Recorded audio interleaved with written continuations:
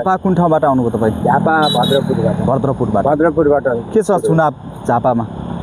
झापामा अब चुनाव त अब तपाईँले मलाई यो क्वेसन नसोध्नु होला प्लिज। यो क्वेसन मलाई नसोध्नु होला। तपाईँको मनमा पनि होला, मेरो मनमा पनि होला। देशभरि चाहिँ भनौँ न त झापा भनिरहेछन् कि अहिले नागरिकहरूले झापा र झापा भनिरहेछन्। किन भनिरहेछन् भन्ने एउटा तपाईँ झापाबाट आउनुभयो नि त। हजुर, त्यो भएर सोधेको। अब माहौल हेर्नुहुन्छ भने अब यो टिकापुरको माहौल के छ त्यस्तै नै हो। त्यहाँ पनि त्यस्तै हो होइन? त्यस्तै हो। यी पुराना पार्टीलाई बहिष्कारै गर्छौँ भनिरहेका छन् अहिलेसम्म चाहिँ। अब भोट दिने बेलामा आफ्नो स्वविवेकले कता कता भोट हाल्ने कसले भन्ने कुरो त थाहा हुँदैन। नभएदेखि बहिष्कार गर्ने कुरा छ है। दर्शकबिन, आज हामी कैलालीमा छौँ। कैलालीमा एकजना यस्ता व्यक्ति भेटिनु भएको छ जुन झापाबाट महाकालीसम्म पूर्व पश्चिम साइकल यात्रा गरिराख्नु भएको छ। जुन 60 वर्षको हुनुहुन्छ उहाँ चाहिँ अहिले चाहिँ लम्कीमा भेटिनु भएको छ र साइकलमा हिँडिराख्नु भएको छ। साइक्लिस्ट भन्नुभएको छ उहाँले। चाहिँ युट्युब पनि चलाउनु हुँदो रहेछ। हामी उहाँसँग कुरा गर्छौँ। झापाबाट अहिले महाकालीसम्मको यात्रा छ, पश्चिमको यात्रा छ, पश्चिमबाट फेरि पूर्वको यात्रा रहेको छ।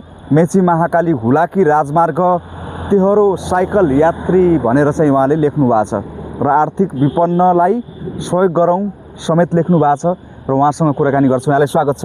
हस्, हजुरको वैज्ञानिक टिभी साइन्टिफिक च्यानललाई म मेरो तर्फबाट हार्दिक नमन गर्दछु। तपाईँ चाहिँ झापाबाट आज चाहिँ सुदूरपश्चिमको कैलाली जिल्लाको लम्कीचुवामा पुग्नु भएको छ। हजुर। कति दिन लाग्यो यहाँ पुग्न? 2082 साल पुस 9 गतेदेखि महेन्द्रनगरको बस पार्कबाट एकरो महाकाली टु मेची गरेँ 13 दिनमा होइन। त्यस पछाडि म माघको त्यही 13 गतेदेखि होला सायद बिचमा म बिरामी परेर अनि गर्न सकिनँ। त बिरामी परेपछि त के गर्ने केही गर्ने सकिँदैन नि। अनि त्यस पछाडि म अलि रिलिफ भएपछि अनि फेरि स्टार्ट गरे हो क्या मैले। आज 12-13 दिन अझै पनि भइसक्यो। अहिले चाहिँ तपाईँ झापाबाट आउनुभयो कि? अहिले आज म नेपालगञ्जबाट। नेपालगञ्जबाट? हजुर। आज नेपालगञ्जबाट? आज नेपालगञ्जबाट। तपाईँ त स्पिड कुदाउनुहुन्छ त्यस साइकल? म दिनको मैले मेरो आफ्नो रेकर्ड अनुसार चाहिँ 200 किलोमिटरसम्म हाकेको छु मैले। 200 किलोमिटर साइकलमा? हजुर। साइकलको टायर पनि फेर्नु भएको रहेछ होइन? साइकलको टायर मैले स्पेयर पार्ट्स बोकेको छु होइन। त्यो स्पेयर पार्ट्स चाहिँ के भनेदेखि आफै फिट गर्ने सबै आफै। हावा भर्ने पनि आफै सबै हो। छ हामीसित पम्प त्यहाँ छ, टायर त्यहाँ छ, ट्युब यहाँ छ।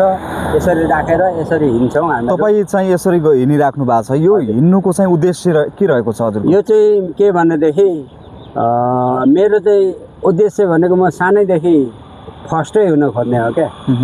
मैले 2078 सालको मङ्सिरको 15 गतेदेखि पुसको 12 गतेसम्ममा दोहोरो 27 दिनमा गरेको थिएँ। त्यस पछाडि एकरो चाहिँ मैले 2080 सालको पुसको 16 गते गरेर माघको 4 गते इन्ड गरेको थिएँ 3 चोटि यो महेन्द्र राजमार्गलाई। त्यस पछाडि आफ्टर 4 इयर्स अथवा 2 इयर्स जति भन्नु छ होइन ग्याप राखेर अनि त्यस पछाडि फेरि म चाहिँ अब यो बाटो त मैले गरिहालेँ। यो कोही नकुदेको बाटो 3 चोटि कुदिसकेँ। अब हुलाकी बाटो नाप्छु भनेर अब यो बाटो पनि कोही कुदेको छैन नि। त्यसको लागि चाहिँ म हिँड्या हुँ। प्लस मेरो अभियान त म जसरी पनि कम्प्लिट गर्छु यसमा कुनै शङ्कै भएन। अनि आर्थिक विपन्नलाई पनि केही सहयोग होस् कसैले दिए भनेदेखि म सहयोग गरौँ।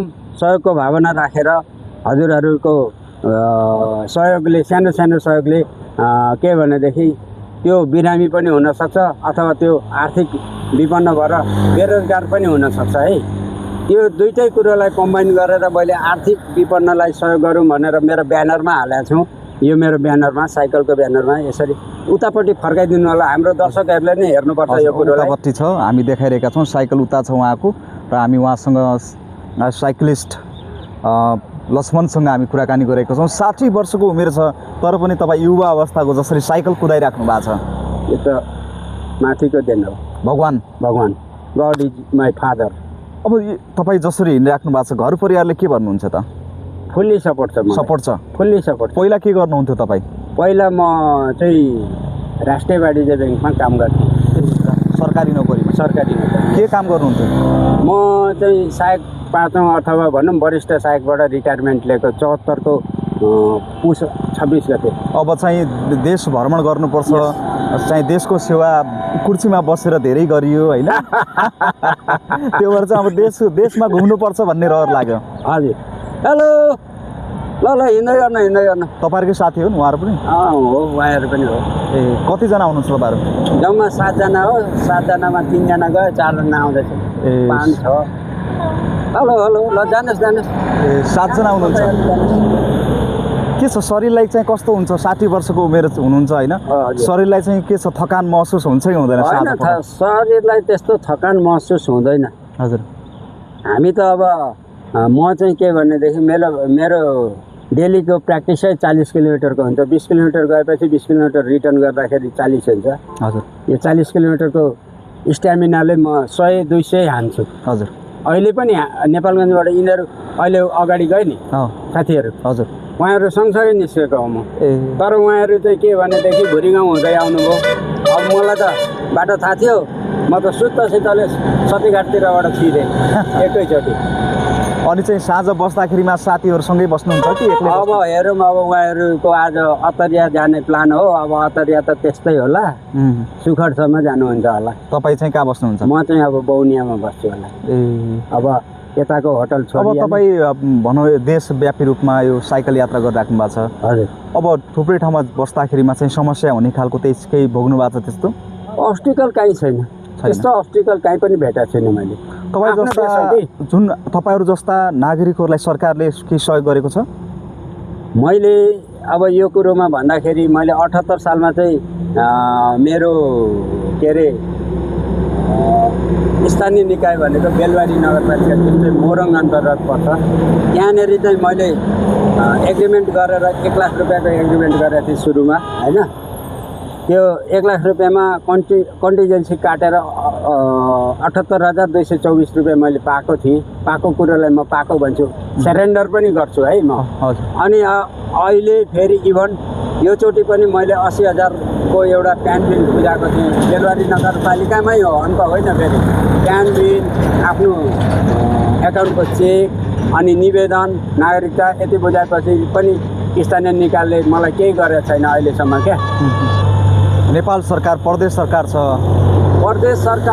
स्थानीय सरकार छ, सङ्घीय सरकार छ, हामी कुदिराखेका छौँ होइन। तपाईँलाई म भनौँ, बक्सिङलाई हेर्छ, फुटबललाई हेर्छ, क्रिकेटलाई हेर्छ, पौडीलाई हेर्छ, सबै कुरोलाई हेर्छ स्थानीय निकायले। तर साइक्लिङ भनेको चाहिँ उहाँहरूको नजरमा छैन क्या। यो भनेको मेन हो क्या। यो चाहिँ फाइदा के छ साइक्लिङ गर्दाखेरिमा? यो साइक्लिङ गर्दाखेरि तपाईँको अङ्ग घुँडादेखि पैतालादेखि लिएर शिरसम्मको मेन्टल एकदम ब्यालेन्स हुन्छ क्या। हजुर। फिजिकल्ली ब्यालेन्समा बस्न सकिन्छ यसले चाहिँ। बाइकमा हुँदैन? कुदाएर हेर्नु न, तपाईँ कुदाउँदै हुनुहुन्छ त बाइक। 2-4 वर्ष पछाडि आए ढाड दुःख भन्नुहुन्छ तपाईँ। तपाईँलाई सर एउटा कुरो नि के भनेदेखि कुनै पनि तपाईँ डक्टर कहाँ, टप डक्टर कहाँ जानु होइन, उहाँले के भन्नुहुन्छ भने कि साइक्लिङ गर कि स्विमिङ गर। अब पुसमाघमा कसले स्विमिङ गर्ने? Cycling is the best for the health. कति हजारको हो साइकल? यो 75,000। ए बाटोमा त्यस्तो बिग्रिने राष्ट्रिय निकुञ्जहरूमा त्यस्तो केही छ? नो केही छैन। अहिलेसम्म नेपाल आर्मी भनौँ फुल्ली सपोर्ट पाउनु भएको छ होइन? हजुर। त्यस्तो बाटोमा डर लाग्दैन जङ्गलहरूमा? अब यस्तो हो, उहाँहरूले के भनेदेखि बाटोमा रिस्क हुन्छ होइन। अनि के भनेदेखि अब त्यस्तो मान्छेलाई ज्ञानको त सबैलाई माया हुन्छ नि, तपाईँलाई पनि हुन्छ, मलाई पनि हुन्छ, इभन अरूलाई पनि हुन्छ होइन। सबैलाई ज्यानको माया हुँदाखेरि उहाँहरूले कुनै गाडीमा हालेर पठाइदिनुहुन्छ क्या। अब बुढो मान्छे तपाईँ जानुहोस् गाडीमा, हामी भनिदिन्छौँ भन्नुहुन्छ, गाडीमा चढो। झापा कुन ठाउँबाट आउनुभयो तपाईँ? झापा भद्रपुरबाट। के छ चुनाव झापामा? अब चुनाव त अब तपाईँले मलाई यो क्वेसन नसोध्नु होला प्लिज। यो क्वेसन मलाई नसोध्नु होला। तपाईँको मनमा पनि होला, मेरो मनमा पनि होला। देशभरि चाहिँ भनौँ न त झापा भनिरहेछन् कि अहिले नागरिकहरूले, झापा र झापा भनिरहेछन्। किन भनिरहेछन् भन्ने एउटा, तपाईँ झापाबाट आउनुभयो नि त? हजुर। त्यो भएर सोधेको। अब माहौल हेर्नुहुन्छ भने अब यो टिकापुरको माहौल के छ त्यस्तै नै हो त्यहाँ पनि त्यस्तै हो होइन त्यस्तै हो ए यी पुराना पार्टीलाई बहिष्कारै गर्छौँ भनिराखेका छन् अहिलेसम्म चाहिँ अब भोट दिने बेलामा आफ्नो स्वविवेकले कता कता भोट हाल्ने कसले भन्ने कुरो त थाहा भएन थाहा हुँदैन हो नभएदेखि बहिष्कार गर्ने कुरा छ है हस् अन्त्यमा के भन्नुहुन्छ धेरै लाखौँ दर्शकले यति बेला हेर्दै हुनुहुन्छ तपाईँलाई हजुरको मिडियामा on the way on the road यसरी मलाई भेटेर 5-7 मिनट 10 मिनटको अन्तर्वार्ता लिनुभयो हजुरलाई र हजुरको सम्पूर्ण वैज्ञानिक मिडियालाई धन्यवाद व्यक्त गर्दछु म हस् धन्यवाद हस् थ्याङ्क यू दर्शक पनि हामीले कुराकानी गऱ्यौँ साइक्लिस्ट लक्ष्मणसँग हामीले उहाँसँग कुराकानी गऱ्यौँ झापाबाट पुग्नु भएको छ उहाँ साइकलमा विपन्न नागरिकलाई सहयोग गरौँ भनेर लेख्नु भएको छ र अर्का अतिथिसँग यसै गरी कुराकानी गर्नेछु यो कार्यक्रमबाट बिदा हुन्छु नमस्कार